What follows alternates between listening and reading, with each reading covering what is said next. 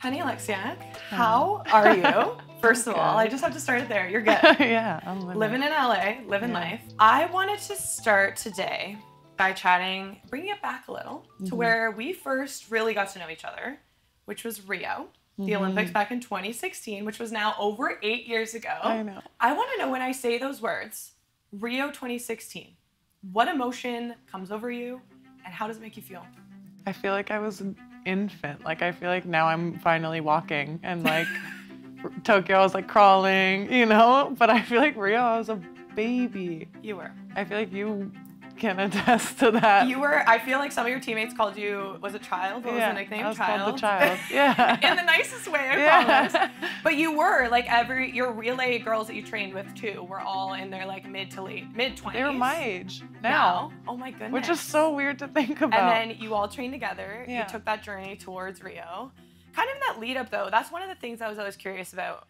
When you achieved the success of trials and you're heading into your first Olympic Games, what was it didn't seem like you had expectation on yourself. You just wanted to race. Is that fair? Yeah, I didn't even really want to race that bad at that Olympics. Like, I remember being so excited to go and like for the first time not make a final and like get to sit, like be in the stands with the tattoos and the like cheering and everything. I was so excited for that. And then I think I was in the stand once. Yeah. The whole meet. Truly. You raced, I think, you know, it's a 7-8 day meet. You probably raced at least 6 or 7 of them. So breaking that down and that mentality, did you use that to your advantage when it came to racing at that level? Because I watched you, I still to this day call it the Penny Alexiak effect. This joyous, but didn't really understand what you were achieving in the moment in the best way, right? Like, how could you? You were 16. You couldn't understand the weight of what you were achieving, and then you go out there and you just got on the blocks like you would any other race. You know, how did you know in the moment that was kind of how it was transpiring, or were you like, okay, I'm gonna do what I do best? Yeah, I literally was just like, I have exceeded everything I ever dreamed of my whole life. Like, growing up, I never wanted to go to the Olympics. I was like, I kind of just want to be the fastest in the world at some point. And I was kind of just like, cool, I'll work towards that. I'll probably get there when I'm like, I don't know, old and 20 or something, you know, like at the time. And so I was just like, cool, like, let's just get up. If I come last, I come last. If I come first, awesome, you know? So I guess it really was just like that not really caring mentality that kind of got me through it. Well, and a lot of work and a lot of talent. Like, you had so many things working in your favor and you earned all of the accolades you did. But at the end of the day, there was this like beauty to the fact that you couldn't really process it until it was probably already done. And then the lead up, I just remember on day one, that first event you did, you've done so many Olympics since then, you might not even remember, but it was at 4x1. 4x1 freestyle. And up at that point, we hadn't had a women's medal in your whole lifetime. Like, truly, there would have been no women's swimming medal. And then night one, you go and you win that first medal with the teammates you trained that whole year with. How was that? I just remember it being like so unreal. Like, I remember just being there and being like, what are we doing right now? Like, I feel like everyone went into that meet and we were kind of like, cool, we could maybe medal, but like, it's a bit of a long shot. Let's just work towards it. And then I remember when we medaled, we were all just like, this is insane, you know? And it kind of just started that snowball effect of like, now when you watch the Olympics, if you're watching swimming and someone doesn't medal, you're like, what? You know? But then it was like, we weren't even expecting it. So it's just so cool. Like, it was really, really awesome. And talking about that, I mean, you go then, your first individual event was the 100 fly. In Canada, I don't know about your perspective, but in Canada, we were not thinking of you as a 100 flyer in that moment. No. And then you go, you win the trials, everyone's like, okay. Weird, that was awesome.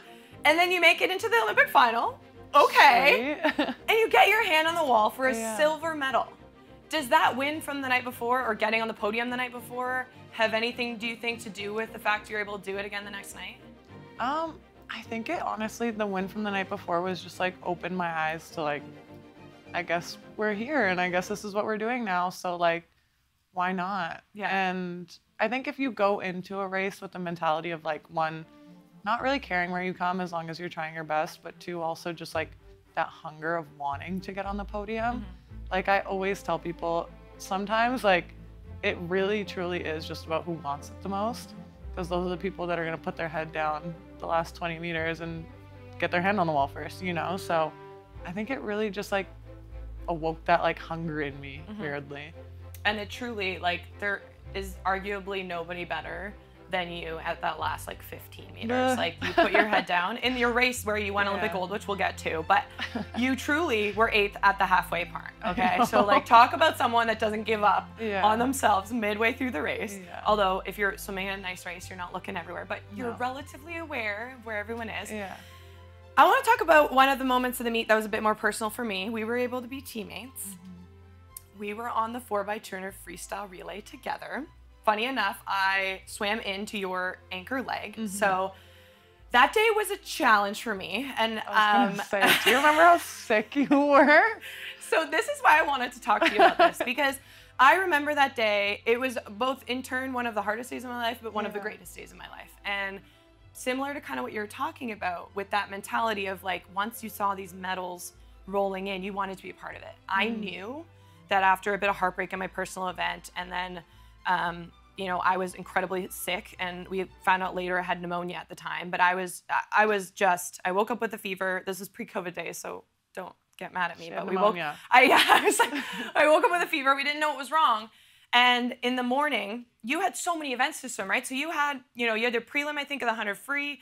You weren't really, we were thinking about how we were gonna navigate that relay, because at the time, I was the winner of the trials, which, you know, by far you were the faster swimmer in that moment. But at the time they were like, okay, Britt's gotta be on this relay. We go through that day. I really, really had to lean on you guys as teammates and as someone that, you know, was having a meet like you. Do you remember that day being as like, okay, we gotta figure this out. Okay, we'll put on a few different girls in the morning. Okay, then we're gonna go to the pool and we're gonna race our best and see if we can get on this podium. Like, do you remember that day at all? I remember it like so vividly. Really? Yeah, I feel like of all the moments I like truly remember that aren't like a blur, I remember that day because I remember like everyone coming on the pool deck and being so stressed, and they're like, don't tell anyone, don't tell anyone, don't tell anyone. I'm like, what's going on? Like, it's the best. It's really not like that serious. Like, what's happening? I just want to be informed, you know? And I remember like, I think like Emily was really upset and like nervous, and like you were really upset and like so sick. Like, I remember just hearing you on the phone and being like, oh God. I think they had you guys call me to like reassure me that it was gonna be okay. And like, talk about team in the moment too, because as you mentioned, for context, Emily Overholt had to get called into that relay because she was supposed to have her meet was done. She was in the 400 AM and then she was done. And then all of a sudden, she had been in the final at trials, and they were like, let's pull her in and get them through to the final, and then we'll make a game time decision on if Britt swims. Yeah, no, that was like really hectic. And we did it. But it somehow worked out. I don't know. And I think to the credit of all of you, and this is kind of what I wanted to bring it up for, is that like power of the mental side of the sport too. And you mentioned like who wants it bad enough. Nobody that day could tell me that I wasn't winning an Olympic medal. Like, I knew it was right there. Like, I had trained my whole life for that moment, and I knew that was my last chance. And knowing how well you were swimming, Taylor was swimming, Kat Savard had just gone a best time in the individual event, which was another thing you had to take away from your program because you had so many events to swim. And so knowing you were on fire, I knew like there's no one I would want anchoring that relay more than Penny. And I think what was so cool about it was that day proved to me the power of how like you could be physically not feeling, you know, your best, whether it was that you're really sick or just like not 100% where you want to be. I'm sure by race like number 8 for you at those games, you're not feeling your best self, right? I don't know what I think I was just like, cool, next one, let's go. Like, cool, where do you need me? But then like you get in the water and you do what you need to do, and nobody could have told me that night that I wasn't winning that medal with you guys. And like we walked together hand in hand and we showed up. Luckily, I didn't have a fever by this point, don't worry. I was feeling better. 8 years ago. We showed up and we almost won a silver. We won the bronze medal, but I believe still, if you had 10 more meters, you were catching that Australian team. Girl, the way my body hurt after that race, I remember that too. Well, that's back to the mental side though, like how important that was, that like you, at the end of the day, you get in, you have a job to do and you race. And it doesn't matter that your gallbladder was broke. It doesn't matter that you had pneumonia. Like everyone I think assumes that at the Olympics, you're in like, everything's perfect, right? Like you're in having the best sleeps and the best food. And it's like often you're going through things that nobody can even see or hear about. I feel like it's weirdly like a test. It is. Like under strenuous conditions, like who can prevail. It really is. It's like, I also feel like at that Olympics, like we were so close knit, everyone. And like in that relay, we had so much faith in each other that we were just kind of like, we don't know what's happening, but we know that like whoever's on this relay, we trust them. Yeah. And I just remember like that whole Olympics, that being my whole thing, was like I just had like blind faith in everyone, and I just was very much like, I trust these people with my life. We're gonna do this. And like it was really cool. And just like fun for everyone. I think we were all just having the best time over there. We had so much fun. And again, you went from that high to going home immediately because you were so young and you had to get right on a plane and you were coming to hang out with your friends. I think you went to like Wonderland and some stuff. And then they call you and say, Penny, would you like to carry the closing ceremony flag? Yeah. What's going through your mind? I mean, I remember beforehand, before I left, I don't know if you remember this, but everyone was like, Penny, just stay. Like, you're probably gonna carry the flag. And I was like, no, I'm probably not. Like, send me home. If they call me, they call me. If they don't, they don't. And like, I went home and I went to Wonderland, and everyone at Wonderland was like, are you that Penny girl? And I was like, no, but everyone says I look like her.